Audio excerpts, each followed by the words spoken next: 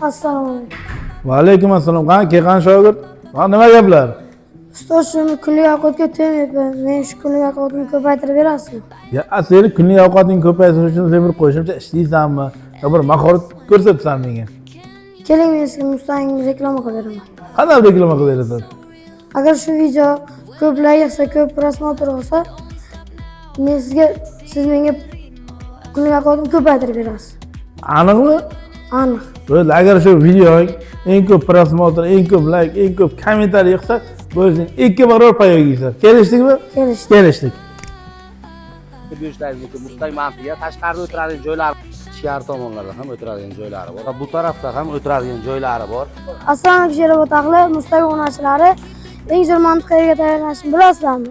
Bu Mustang mantiq. Mana o'sha mashhur mantiq. Har kuni o'sha mantiq bepul bo'lsa-da.